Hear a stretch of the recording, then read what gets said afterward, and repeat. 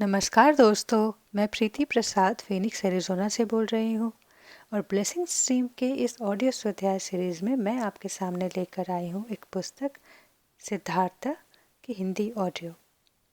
यह पुस्तक लिखी गई है एक जर्मन ऑथर के द्वारा जिनका नाम है हरमन हेस। ये ऑथर काफ़ी ज्ञानी ऑथर थे और इनका लिटरेचर में वास्ट नॉलेज था। इसके लिए इनको नोबेल पुरस्कार भी मिला था 1946 में। कहानी लिखने का इनका अपना ही अंदाज़ था जिसमें ये काफ़ी कवि के लय में कहानी लिखा करते थे। पोएटिक स्टाइल था इनका लिखने का और समाज में आध्यात्मिकता को जगाने के लिए इन्होंने कई बार अपनी कहानियों के द्वारा उसको लाने की कोशिश की। इसके लिए काफ़ी जाने जाते थे। तो इन्होंने सिद्धार्थ लिखी थी ईयर 1922 में, जो काफ़ी पॉपुलर हुई थी। तो ये सिद्धार्थ गौतम बुद्ध सिद्धार्थ नहीं है, ये सिद्धार्थ एक ब्राह्मण पुरुष सिद्धार्थ है। और कहानी ये उसी काल की है जब हम गौतम बुद्ध के बारे में जानते हैं। तो सिद्धार्थ जो ब्राह्मण पुत्र हैं वो भी कपिलवस्तु नेपाल में रहते थे जहाँ गौतम बुद्ध रहते थे और इनकी भी अपनी आध्यात्मिकता के मार्ग पर सत्य की खोज की अपनी कहानी है। तो ये कहानी हम लोग साथ में सुनेंगे और सीखेंगे क्योंकि इस कहानी में सिद्धार्थ के कैरेक्टर में हम सब अपने आप को कहीं ना कहीं पाएंगे। तो जो ये सिद्धार्थ थे एक ब्राह्मण पुत्र, इनको बहुत कम उम्र से ही वेदों का ज्ञान प्राप्त होने लगा था बिकॉज़ इनके पिताजी ब्राह्मण थे और वेद पाठ करते थे, यज्ञ पूजा करते थे। तो इनके घर में हमेशा ये बातें वेदों का ज्ञान, उसके ऊपर चर्चा, ज्ञानी ब्राह्मणों का मिलना होता था जिसके कारण वे काफ़ी उन बातों से सीखते थे। तो इनका अपना एक महसूस होता था कि ये ऋग्वेद और सामवेद की बातें कर रहे हैं जिनमें ज्ञान तो भरपूर है परंतु इसको हम कुछ प्रैक्टिकल नहीं कर रहे हैं। हम जान रहे हैं थ्योरी के रूप में पर हम अपने आप को, अपनी आत्मा को महसूस नहीं कर पा रहे हैं। हम जान रहे हैं कि आत्मा अनंत है, आत्मा शक्तिशाली है, पर हम उसको महसूस नहीं कर पा रहे हैं, हम उसके साथ जी नहीं पा रहे हैं, हम सिर्फ पढ़ रहे हैं। तो इनकी कहीं ना कहीं इनको लगा कि कोई तो मार्ग होगा जहाँ हम अपनी आत्मा को खोज पाएंगे, उसकी शक्ति को ढूंढ पाएंगे। तो इसके लिए अपने आप में कई बार खोए खोए रहते हैं। इनका जो चरित्र है वो लोगों को बहुत प्रिय होता है, बहुत सुंदर डील डॉल वाले और आकर्षक फिजिक वाले होते हैं और बात विचार में भी काफ़ी निपुण होते हैं।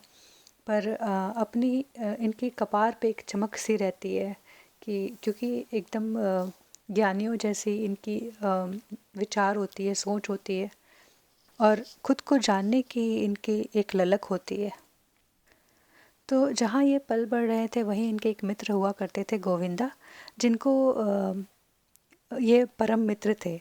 जो गोविंदा थे वो सिद्धार्था पे कहीं बहुत यकीन करते थे। उनको लगता था कि ये ज़रूर आध्यात्मिकता में ये मार्ग ज़रूर ढूंढ कर लाएंगे जिसमें हम अपनी आत्मा को महसूस कर सके, सत्य को जान सके। उस काल में जहाँ एक और वेदों का पाठ होता था वहीं पे एक खास समाना कहे जाते हैं, बुक में उनको समाना कहा गया है।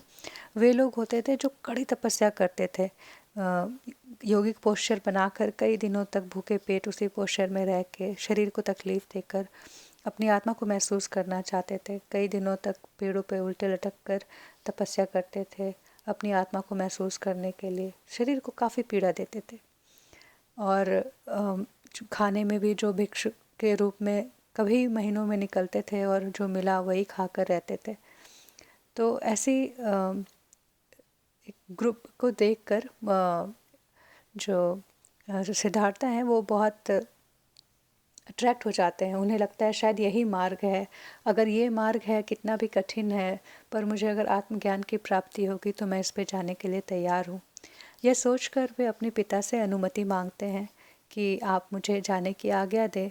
इनके पिता चाहते नहीं हैं कि ये जाएं, फिर भी उसकी ललक देखकर, सिद्धार्थ की ललक देखकर वो उनको अलाउ करते हैं कि ठीक है, अगर आपको सत्य का ज्ञान मिल जाए तो आप आकर हमें भी सिखाएं, और अगर आप कुछ ना ढूंढ पाए तब भी आप हमारे साथ वापस आकर जुड़ जाएं। और हम जो आज ये कर रहे हैं, यज्ञ, पूजा, अर्चना, ये सब हम करते रहेंगे साथ में मिलकर। तो इतनी प्यार से उनके पिता ने उनको आज़ादी दी खुद को ढूंढने के मार्ग पे। वे जानते थे कि मार्ग बहुत कठिन है, एक इकलौता सिद्धार्थ होने के कारण भी, मोह बहुत होने के कारण भी वे उनके मार्ग में बाधा ना बने और उनको जाने दिए। उसके बाद की कहानी है जो हम साथ में सुनेंगे दोस्तों। अगले एपिसोड में मैं लेकर आऊँगी उसका पार्ट 1, जिसमें हम जानेंगे विस्तार से सिद्धार्थ के बारे में और उनकी जर्नी कैसे शुरू होती है। और इस जर्नी में आप लोग सब लोग मेरे साथ होंगे। बने रहिएगा दोस्तों। थैंक यू सो मच सुनने के लिए, मेरे साथ जुड़ने के लिए। और मैं बहुत एक्साइटेड हूँ, नेक्स्ट टाइम हम लोग ज़रूर मिलते हैं सिद्धार्थ की कहानी पार्ट 1 से। Thank you, bye bye.